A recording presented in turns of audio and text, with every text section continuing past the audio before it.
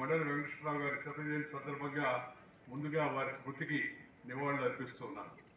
స్మృతికి నివాళులు అర్పించడం అంటే అలాంటి మహనీయుల యొక్క జీవితాన్ని గుర్తు తెచ్చుకొని దానిలో మనం ఎంత వీలైతే అంతవరకు మనం దాన్ని అమలు చేసే ప్రయత్నం చేయవలసిందో అదే నిజమైన నివాళని ఈ సందర్భంగా మీ అందరూ కూడా మనం చేస్తున్నాను.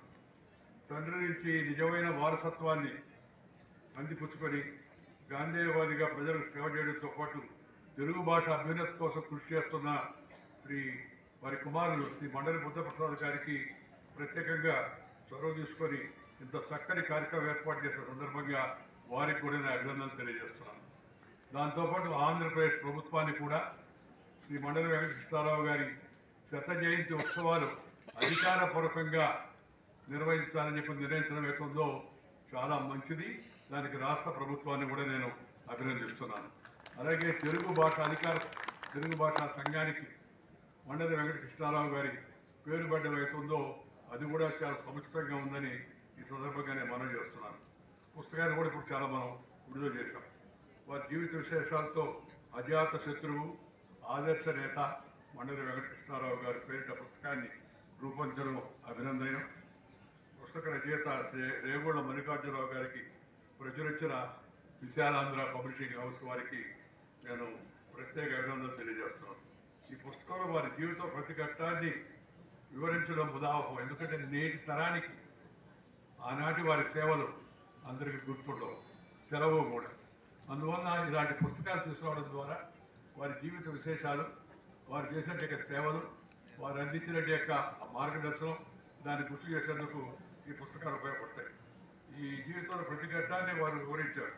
కృష్ణారావు గారు అనే పెద్దల గురించి భవిష్యత్తు రాజు తెలుసుకోవాలి. నేను ముఖ్యంగా చెప్పదలుచుకుంది ఏంటంటే వారి గురించి, వారి జీవితాన్ని గురించి నేటి తరం, భవిష్యత్ తరం కూడా తెలుసుకొని వాటిని ఆచరించే ప్రయత్నం చేయాలి. నేను దీర్ఘోపన్యాసం చేయను. ముఖ్యంగా 3 విషయాలు చెప్పాల్సిందంటే శ్రీ కృష్ణారావు గారి గురించి. ఒకటి, ఆయన చాలా సాదా సీదాగా గాంధేయవాదిగా జీవితాంతం నివసించాడు. మనందరికీ మార్గదర్శకులయ్యాడు. మనం కూడా నివాళి అర్పించాలంటే మనం కూడా సాదా సీదాగా, అంగులు ఆర్భాటాలు హడావులు లేకుండా సాదా సీదాగా ఉండాలా, పని పెద్దదిగా ఉండాలా, మన యొక్క వేషధారణ మామూలుగా ఉండాలి.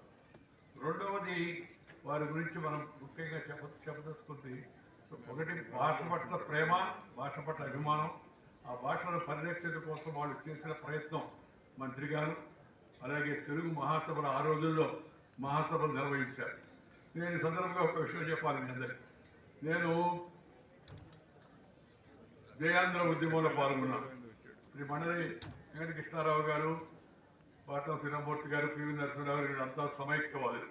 తెలుగు వాళ్ళందరూ కలిసి ఉండాలనేది వాళ్ళ కోరిక. మేమేమో ప్రత్యేకంగా రాష్ట్రం విడిపోవాలని అప్పుడు ఉద్యమం చేశాం. అప్పుడే విడిపోయి ఉంటే అసలు ఈ పరిస్థితి ఉండేది కాదు. మనం కొత్తగా ఇప్పుడు రాజధాని కోసం ఎదుర్కోవాల్సిన పరిస్థితి ఉండేది కాదు.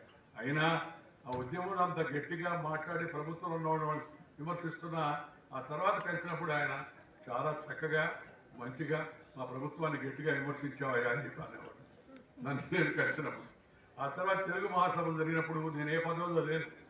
అయినప్పుడు నన్ను గుర్తుపెట్టుకొని ఒక విద్యార్థి నాయకుడిగా, ఉద్యమాల్లో పాల్గొన్న వ్యక్తిగా ఆ తెలుగు మహాసభలకు నాకు కూడా ప్రత్యేకంగా ఆహ్వానం పంపించారు. తెలుగు మహాసభలు ఆ రోజుల్లో ముఖ్యమంత్రిగా ఉన్న శ్రీ జరగ వెంకటరావు గారు, ఆ తర్వాత విద్యాశాఖ మంత్రిగా ఉన్న శ్రీ కృష్ణారావు గారు చొరవ తీసుకొని తెలుగు వాళ్ళందరినీ ఒక దగ్గర చేర్చే ప్రయత్నం చేసి తెలుగు భాషను ఇంకా ముందుకు తీసుకెళ్ళాలి, తెలుగు భాషను ప్రోత్సహించాలని చెప్పినటువంటి విషయాన్ని వారు రాష్ట్రం ముందు, దేశం ముందు పెట్టారు. తండ్రి నుంచి దేశభక్తి భావాలను అందిపుచ్చుకున్న శ్రీ కృష్ణారావు గారు గాంధీజీ పిలుపు మేరకు వ్యక్తి సత్యాగ్రహంలో పాల్గొన్నారు. క్విట్ ఇండియా ఉద్యమంలో పాల్గొన్నారు. వారి అధ్యాపకులైన చిలకపాటి సుబ్బారావు గారికి, వారు తెలుగు అధ్యాపకులుగా ఉన్నటువంటి వారికి సహచరుగా పనిచేయడం చాలా విశేషం. గురువుకు గౌరవాన్ని ఇవ్వడమే కాదు, వారు చూపిన బాటలో మరింత నిబద్ధతతో ముందుకు సాగిన కార్యదీక్ష వారి సొంతం.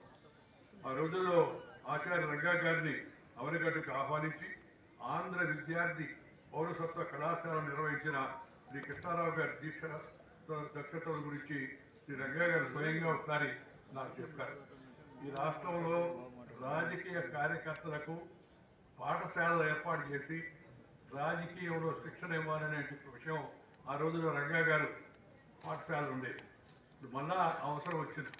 నేను స్పీకర్ గారు కూడా చెప్తున్నాను, స్పీకర్ గారి చేతిలో లేదని ప్రభుత్వాలు చేయాల్సి ఉంది. రాజకీయ పార్టీలు శిక్షణ ఇవ్వాలి. పాత రోజుల్లో కమ్యూనిస్టులు, జనసంఘం, స్వతంత్ర పార్టీ అలాంటి పార్టీల వాళ్ళు రాజకీయ పాఠశాలలు నిర్వహించి రాజకీయ కార్యకర్తలకు అన్ని విషయాల్లో శిక్షణ ఇచ్చేవాళ్ళు. ఇవాళ ఆ అవసరం మరింతగా ఉందని నేను భావిస్తున్నాను. నాకు చెప్తారు కదా స్పీకర్ గారు, అసెంబ్లీ జరుగుతున్న తీరుతెన్నులు, వ్యవహరిస్తున్న తీరుతెన్నులు, మాట్లాడుతున్న భాష ఇవన్నీ చూసినప్పుడు తిరిగి మళ్ళా రాజకీయ పార్టీలు ఆ కార్యకర్తలకు శిక్షణ ఇవ్వడం అవసరం.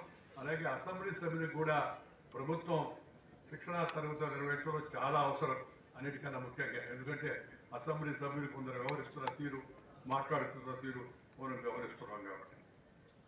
కృష్ణారావు గారు గాంధీజీ అడుగుజాడలు నడిచారు. ఒక గాంధేయవాదిగా పేరు గాంచారు. చాలా సాదాసీదాగా ఉండి ఆ రోజుల్లో గాంధీ గారిని చూడడానికి ఆయన 16 ఏళ్ల వయసులో ముంబై వెళ్ళారు.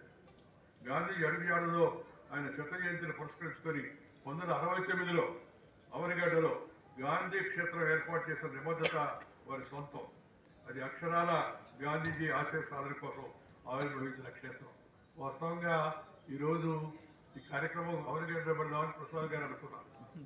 నాకు కూడా వెళ్ళాలని మనసులో కోరికడు, కానీ నాకు శరీరం అంత సహకరించడం లేదు.